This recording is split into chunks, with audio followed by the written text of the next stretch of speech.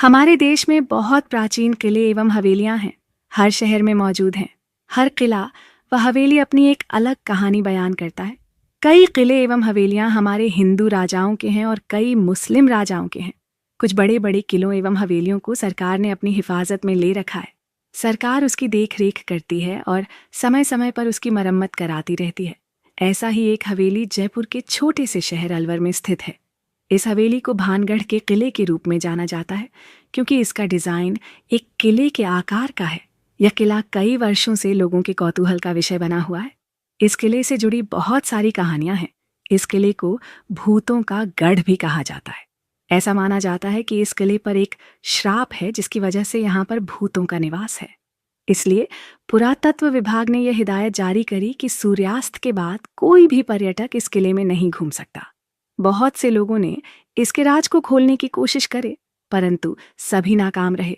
सत्येंद्र को बचपन से ही आर्कियोलॉजिकल साइट्स देखने में बहुत मजा आता था, इसलिए उसने आर्कियोलॉजिकल स्टडीज का कोर्स किया।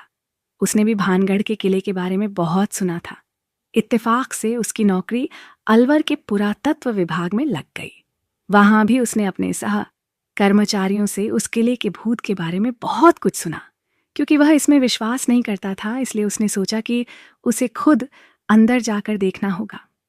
एक रात जब सत्येंद्र की ड्यूटी किले के बाहर थी तो उसने सोचा कि आज ही अच्छा मौका है, वह अंदर जा सकता है। वह रात के अंधेरे में चौकीदार की नजरों से बचते बचाते किले के अंदर पहुंच गया। रात बहुत गहरा गई थी।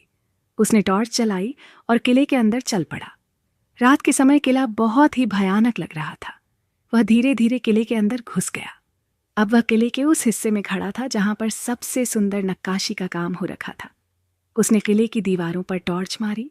तभी उसे यह एहसास हुआ कि किले की दीवारें खुद ब खुद जगमगा रही हैं।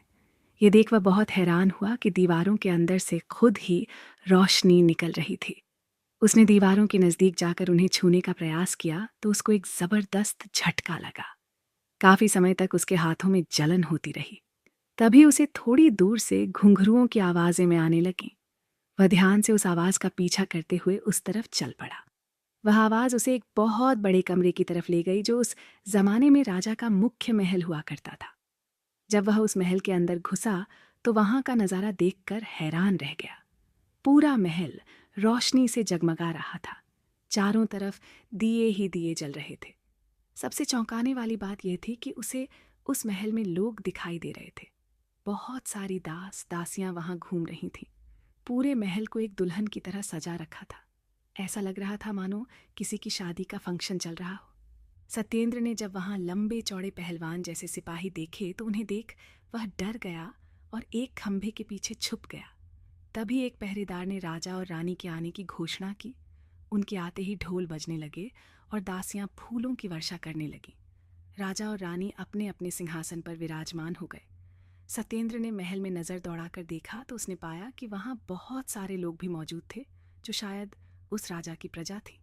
राजा के सिंहासन के सामने बहुत सारे छोटे सिंहासन थे जिन पर बहुत से मंत्री बैठे हुए थे। सत्येंद्र ने नजरें उठाकर देखा तो ऊपर पर्दों के पीछे कई रानियां बैठी हुई थीं। उसे अपनी आंखों पर विश्वास नहीं हो रहा था।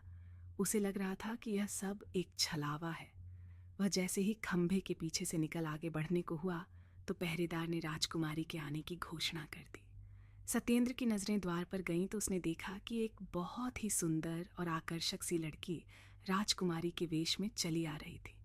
सत्येंद्र ने इससे पहले कभी उससे ज्यादा खूबसूरत लड़की नहीं देखी थी।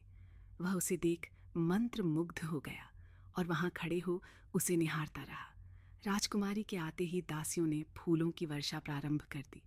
राजकुमारी के सुगंधित इत्र से सारा महल सुगंधित हो गया। कुछ ही पलों में पहरेदार ने किसी राज्य के राजकुमार के आने की घोषणा करी। उस राजकुमार के आते ही सब उठ खड़े हुए और फिर से दासियों ने उस पर फूलों की वर्षा करी। सत्येंद्र को अब सब समझ में आ गया था। उस दिन राजकुमार और राजकुमारी का विवाह होने वाला था। उसे अभी भी यही अनुभव हो रहा था कि यह सब जो उसे दिख रहा है वह एक छलावा है। पर वह उस राजकुमारी के रूप सौंदर्य से इतना मोहित हो गया था कि वहां खड़े होकर उसे कुछ देर और देखना चाहता था। शादी की रस्में प्रारंभ होने जा रही थीं। राजकुमार और राजकुमारी दोनों एक दूसरे के आमने सामने वरमाला लिए खड़े थे। पुरोहित के आग्रह पर राजकुमारी जैसे ही राजकुमार को वरमाला पहनाने वाली थी कि कुछ सिपाहियों ने सत्येंद्र को घेर लिया और शोर मचा दिया। सबका ध्यान खंभे के पीछे खड़े सत्येंद्र पर पड़ा। शादी की रस्मों को रोक दिया गया। सिपाही सत्येंद्र को खींचते हुए बाहर निकाल लाए। सत्येंद्र चीख चीख कर कह रहा था, तुम सब लोग एक झूठ हो, छलावा हो। मैं तुम्हारे इस छलावे में नहीं आऊँगा। मुझे छोड़ दो और मुझे जाने दो। तो यही है वह जिसकी निगाह हमारी राजकुमारी पर थी। राजा ने अपनी तलवार उठाते हुए कहा, हाँ महाराज, यही है वह मनुष्य। खंभे के पीछे खड़े होकर हमारी राजकुमारी को देख रहा था। अब आप हुक्म दीजिए, इसके साथ क्या करना है? मंत्री बोला, अरे आप ये कैसे कर सकते हैं? आप सब लोग तो अब हैं ही नहीं।